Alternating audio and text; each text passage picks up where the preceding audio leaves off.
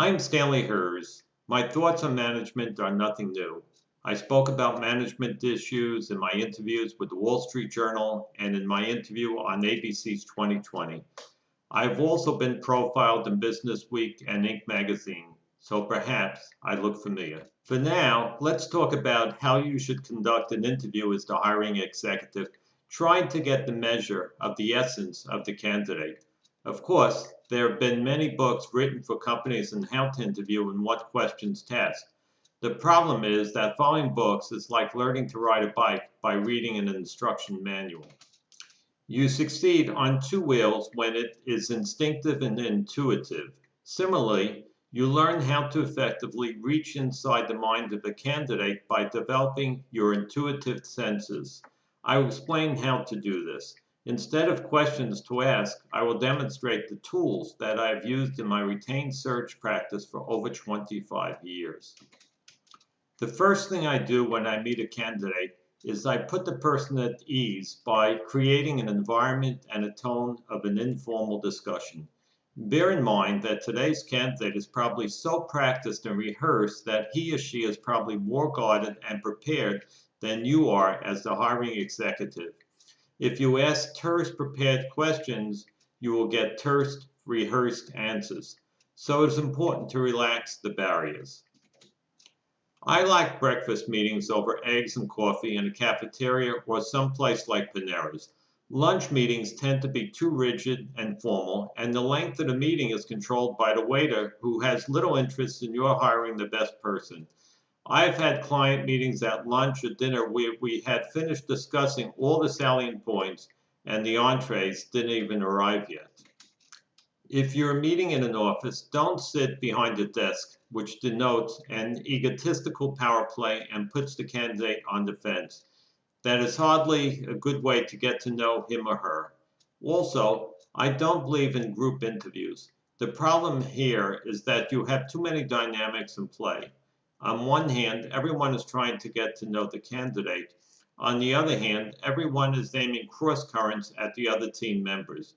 Group interviews rarely produce a truly strong candidate. They merely result in an acceptable consensus candidate. When conducting my interview, in addition to relaxing the candidate, I also try to relate to him or her on a personal basis. I look for commonalities in our backgrounds, perhaps children the same age, colleges graduated from, cities where we both grew up or live, or interest in sports. It is likely there is some mutual area of interest, and I open the discussion on that basis. Just keep in mind that you gain more by hiring someone not like yourself.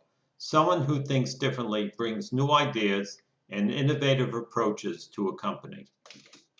There are a few people who believe specifically in stressful interviews to see how a person reacts. I think it is a good way to chase away eminently qualified individuals. Although all situations can present stress on occasion, if it is the norm, there is something wrong with the management of the company. When conducting the interview, I start out with general questions and pare down to the specific. For example, I may ask, have you been in situations where you've had to find a replacement for a key person? Followed by, why did the person leave? And how did you identify a replacement? Then, even more focused, how did you identify key attributes and what techniques did you incorporate? How did the replacement work out? What surprises did he or she present? Note that only the opening question was predetermined. The responses to general questions will lead you to the specific inquiries. Remember your college English prods: how, when, where, why, and who. Use pauses and silence artfully. Saying nothing will encourage the other person to fill in the void, and often revealingly so. I especially like the questions that begin with how and use it frequently. I had interviewed two individuals for a senior operations job, and both had similar accomplishments. But when I asked how they achieved their successes, one had hired several top-ranked consultants, and the other utilized a more hands-on and lower-cost approach.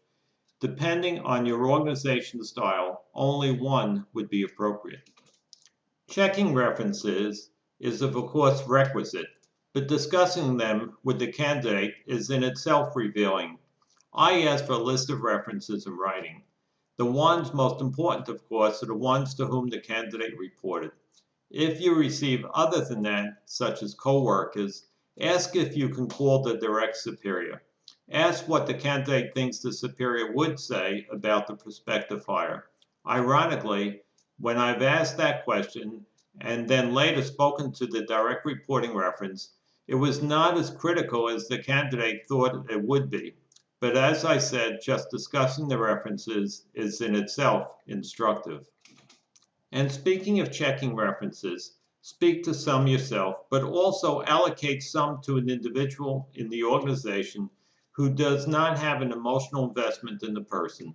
By the time you yourself have reviewed resumes and interviewed numerous candidates, narrowing down to the one you think is ideal, you are disinclined to hear anything negative. Defer to someone else in the organization. Don't depend on a contingency recruiter who gets paid only if the candidate passes muster. They may be good, but they do have a conflict of interest. Keep in mind that you can get part of a picture without speaking to anyone. Look at MySpace, Facebook, and LinkedIn accounts, among others, and see how someone presents himself or herself to their 2 million friends. I also ask candidates to prepare something in writing for me, usually an explanation of how they will tackle one or more business issues. I do this for several reasons. First, if the resume has been prepared by a resume writing firm, you have no indication of how effective a candidate's written reports will be. And sadly, in an age of texting, Facebook, YouTube, Twitter, and whatever else comes along next, the art of communicating in coherent terms is becoming a lost one. In fact, one major CPA firm in New York City had decided to hire tutors to teach its otherwise bright professionals how to write reports. So unless your modus operandi is to communicate with colleagues, clients, and customers by Twitter, you may want to know if someone could write coherently.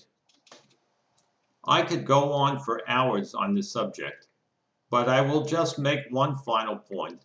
Let a candidate know as early as possible in the search process that you will confirm academic degrees and professional licenses.